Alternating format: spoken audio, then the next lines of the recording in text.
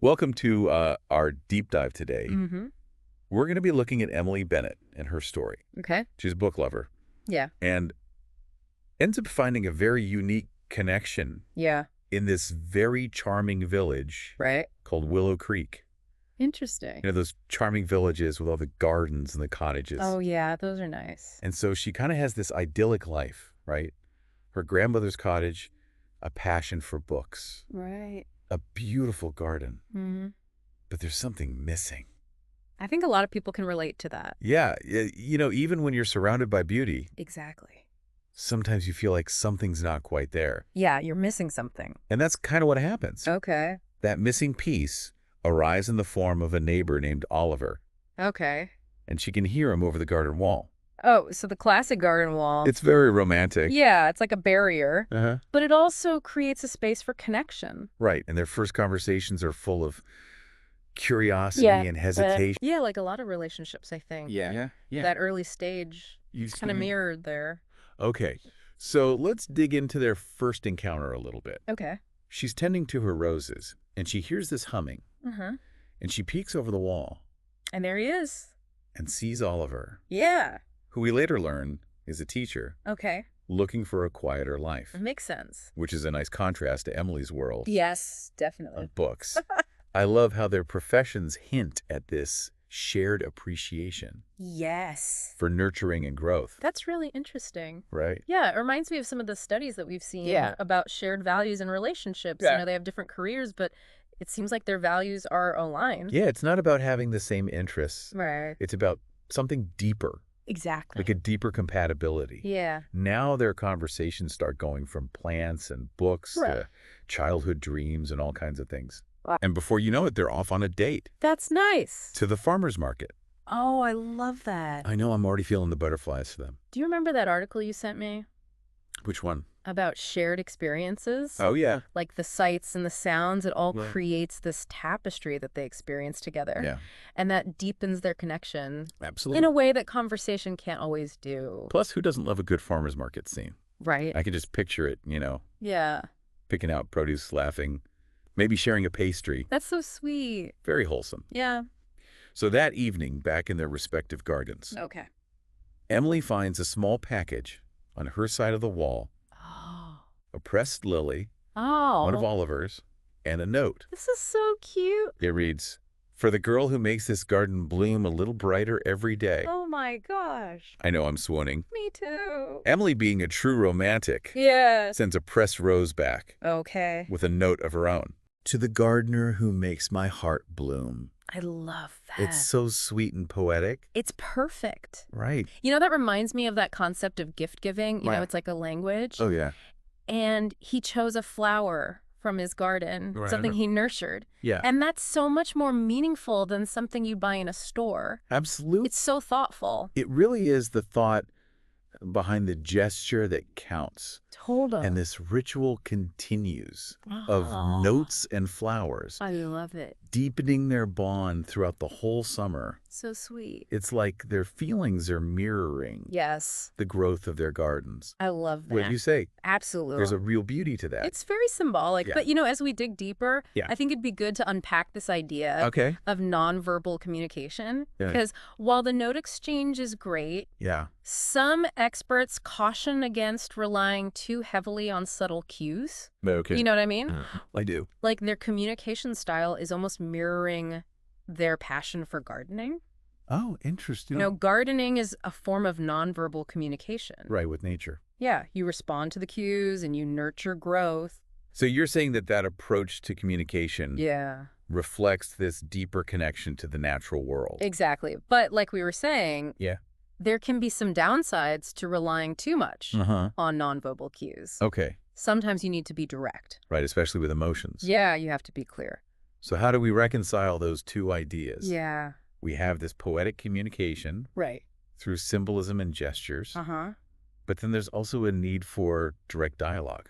Right. Well, think about a garden Okay. with like really neat hedges, Yeah, but also parts that are wild and free. I like. You know, they both have beauty. You're saying it's about embracing structure and spontaneity? Exactly. And speaking of structure, Yeah. remember that farmer's market day we were talking about? Uh-huh. And that article about shared experiences. Yeah.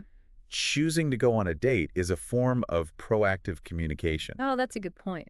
It's like they're intentionally Yeah. creating these opportunities for connection. They're not just leaving it up to chance Exactly. It takes effort. to nurture that connection. Right. Okay, so we've got shared values, Yeah. intentional communication, Uh-huh. and some romantic gestures sprinkled in. It's a good mix. What else is going on here? Well, don't forget about Willow Creek. Right. The setting itself is a factor. It's very charming. It plays a big role. Remember those sources we talked about? Yeah. The psychology of environment and relationships? Yes. There was a study that showed that shared environments can actually amplify attraction. That's fascinating. I know. So the beauty of Willow Creek is maybe enhancing those feelings. It makes you wonder, Yeah. would they have fallen for each other? In a different setting. Right. What if it had been a busy city? But all that noise and chaos. Yeah, maybe the slower pace helped their connection to grow. That's a good point. And then there's that moment when he invites her to see his garden up close. Right. For the first time, she's crossing that wall. Yeah, it's a big step. Literally and figuratively. It's an invitation to intimacy. Oh, I see what you mean. And you can sense her nervousness Yeah. as she steps into his space. And when she sees the garden, Mm-hmm. it's not just the beauty of it. Right. It's that he created it with her in mind. He curated it just for her. All the flowers she loves, Yeah, it's all there. that's really special. And he says, I wanted you to feel at home here. Ah, I hoped it would bring you closer to me. so sweet. It's so genuine. He's longing for that connection, Yeah. to share something meaningful. And she says, you've already done that. It's perfect. It's like this unspoken understanding. Right. And then under the open sky, Yeah. surrounded by all those flowers, Uh, they kiss for the first time. Ah. It's described as if every flower in both their gardens wow. just burst into bloom. I love that. Like their love is blossoming. So beautiful. But, Yeah. I'm curious what happens after that initial passion. Right. Relationships are complicated. They're not always easy. I'm sure they'll have some challenges along the way. Just like any garden has its weeds. Okay, Yeah. so how will they handle those bumps in the road? Yeah. Do you think their shared love of gardening, Mm-hmm. that communication style, Yeah. and Willow Creek itself, Mm-hmm. will it all help them through those tough times? Let's find out.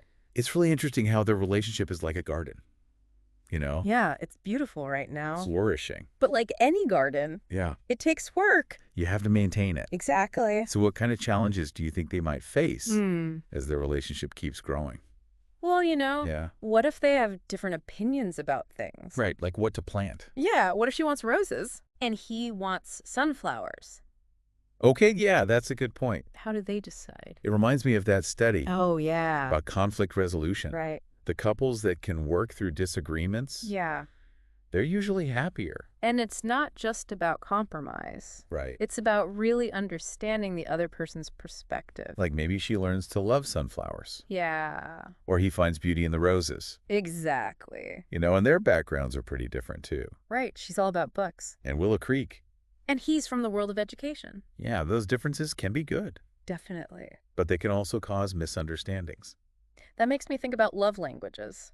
Oh, yeah. You know how they express affection might be totally different. Like maybe she gives gifts. And he does acts of service. Right. And if they don't recognize those differences, Yeah, it could lead to problems. they might feel unappreciated. Exactly. So it's important to understand your partner's love language. You have to learn how to speak to their heart. What about outside factors that might affect them? Oh, yeah, like what if Yeah. one of them gets a job somewhere else? Or a family emergency, Right. and they have to move away from Willow Creek. That would be tough. If they survive that. Well, there's this idea of resilience. Oh, yeah, I've heard that. It's being able to bounce back from tough times, Right. and gardening teaches you that. In a way. Yeah, you have to be patient, Yeah. adapt to changes. Things don't always go as planned Exactly, and those are good skills to have. in any relationship. So maybe all of this. Their love of gardening, Yeah, their communication style, and Willow Creek. will help them build that resilience. I think so. It's like they're cultivating a love that can last.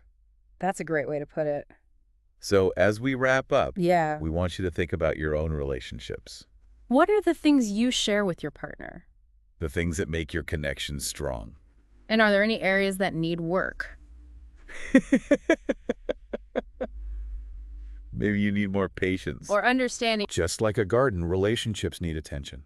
But when they flourish, Yeah. it's so rewarding. Brings joy and beauty. And that sense of connection. So nurture those relationships. Watch your love grow. Thanks for joining us on this deep dive.